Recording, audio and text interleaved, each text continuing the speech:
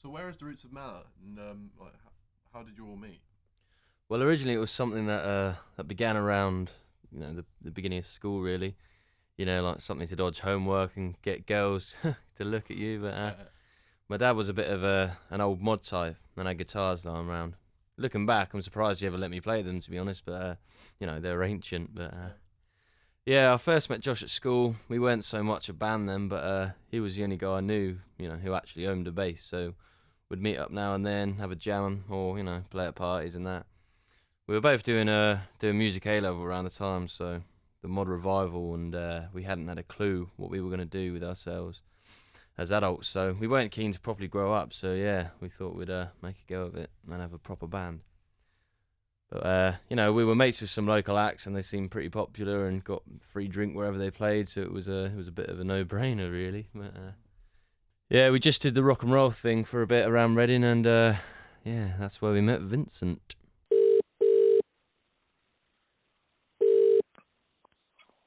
Hello. Hi there. Right. Okay. Let's get going. Okay. Just go straight through it. Okay. Tell us about the gigs in Reading. You mean reality creation? Yes. Yeah. Well, reality creation was my first attempt at a consecutive series of live installations centered around the themes of reality, cultural fields, representation, art, and the complex hidden and homogenetic bonds they all share. Okay. It was like mostly live bands, wasn't it? Yeah.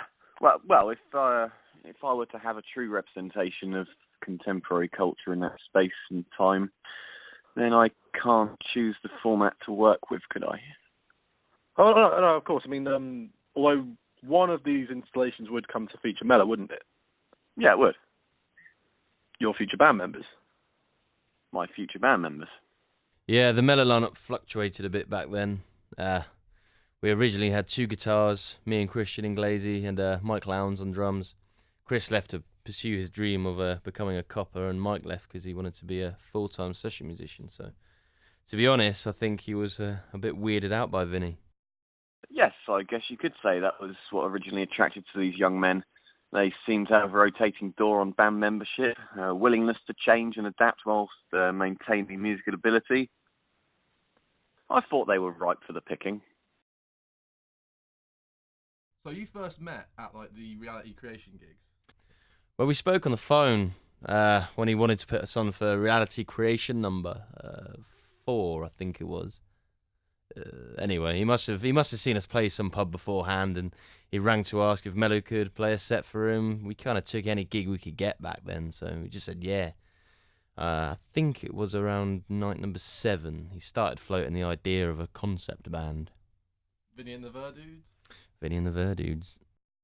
So, what was the main practical body of Vinny and the Verdudes? Like, what physically made them different to other live bands? Well, the Verdudes and myself would engage the public with pre-existing cultural artefacts, specifically musical arrangements by traditionally fine art practitioners, re-represented by our own physical presence, reshaping history as we saw fit. Well, as Walter Benjamin put it, we were fanning the spark of hope in the past. We were essentially an elaborate tribute band. Basically a tribute band. It was far more than just a tribute band. This was the result of a highly considered intellectual and experimental journey rendered absolutely by superior guiding concept. So what was the concept? What, behind the band? Well, yeah. If you have to ask that question, I doubt you'll ever fully understand. Come on, tell me, what do you think it was? Well, sorry, I don't really think my opinion's entirely relevant. No, I insist. Come on, enlighten me. Well, okay. Well, the way I saw it, it was simultaneously like a tribute to 20th century performance art, as well as mainly like an extension of the critique you intended with reality creation. That artistic and cultural change and development mustn't be judged or regulated by cultural fields. You combined high and low art. I mean, I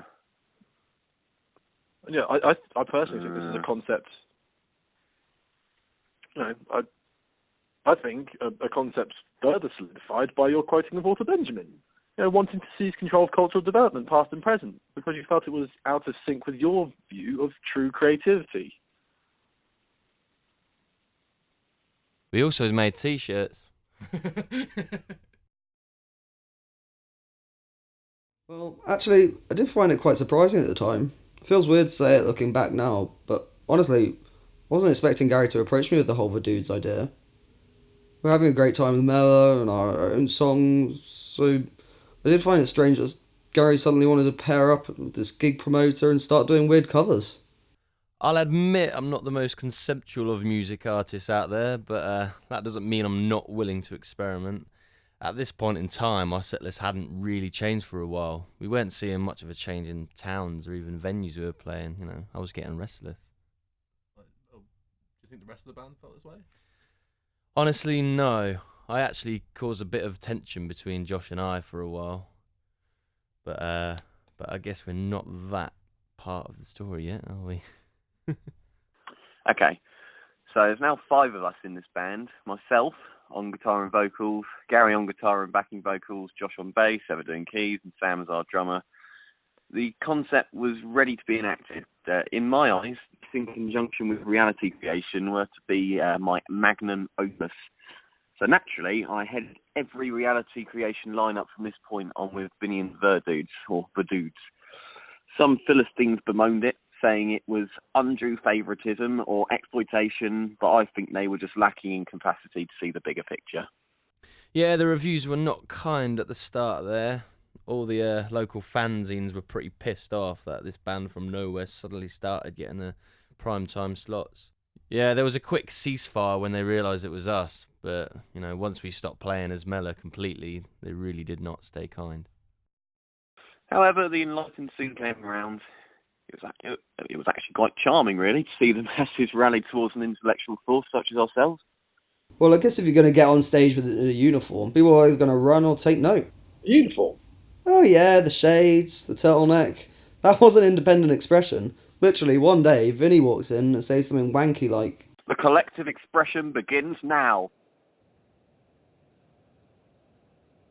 But all the footage I recovered of the Verdudes doesn't have the uniform. I didn't even know there was any footage. Well, the uniform thing didn't actually last very long.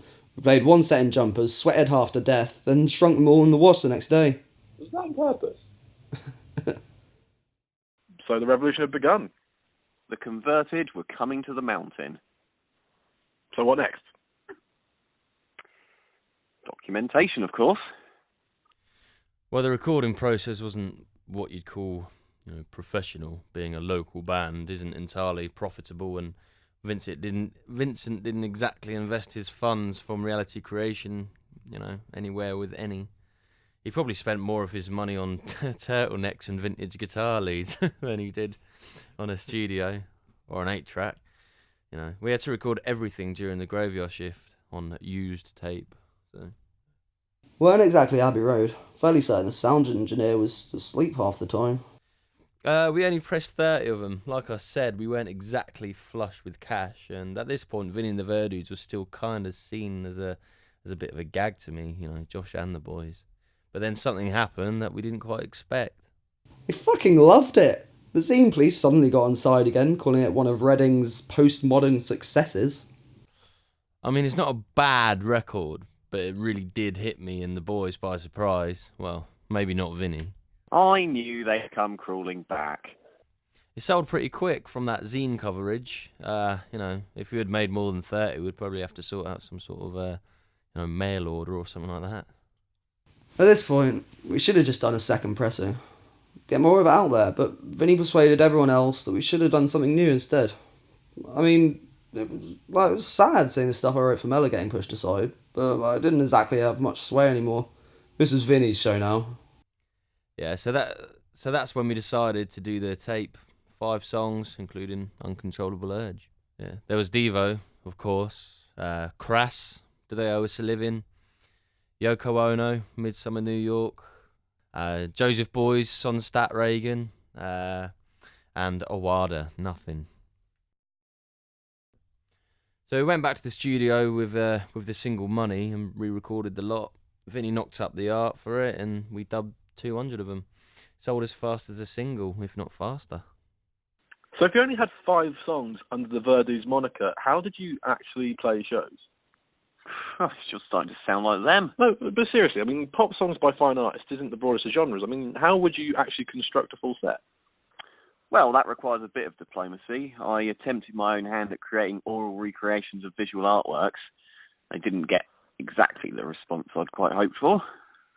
So we came to an expanded agreement over the original physicalities of the concept. Basically, as well as the shit no one had heard of, we could just also cover musicians who had at least been to art school, which basically meant we could play music by just about anyone who's ever been in a band ever. That was the beginning of the end, though. With every artist we played, you know, that was a bit more conventional, if not some Turner Prize judge's wet dream. Vinny would get more and more livid. He hated it, said it was diluting the overall vision. Was this what led to your alleged, well, I'll put it bluntly, your alleged fight that destroyed each other's gear? No comment. No comment. Well, something happened. I don't really want to talk about it. I don't know. I don't know if Vinny's is. If he makes it public, he makes it public. But I really don't, want that on my plate right now. If you think you're using another word more of this interview past this sentence, then you are fucking deluded. So yeah, the Verdudes finished. After Vinny split, none of us were really interested at all, going near that stuff, and the scene had moved on from Mellor, so...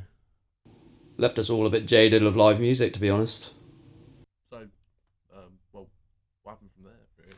We all grew up, By this point, we were older. We weren't teenagers anymore, and, we'd suddenly lost our creative platform. Once the rug's pulled out, it's hard to pretend it's still there. Well, wasn't like the end forever. Nope. So we are getting a bit of publicity out of this then, yeah? Yeah, we got Mellor going again. We all stayed as friends after the whole Verdude mess, but, we never played together until one day we just said, sod it, None of us moved from Reading, and the music scene has kind of revived itself in the last few years, so we thought when and where better to start than, where we used to, as soon as possible. So, still fanning the spark of hope in the past? Christ, are you trying to make me feel old? Sorry. Well, we write new songs, but if people want to look at the past, people want to look to the past, people are going to look to the past. It make no difference to me. I just really like playing guitar.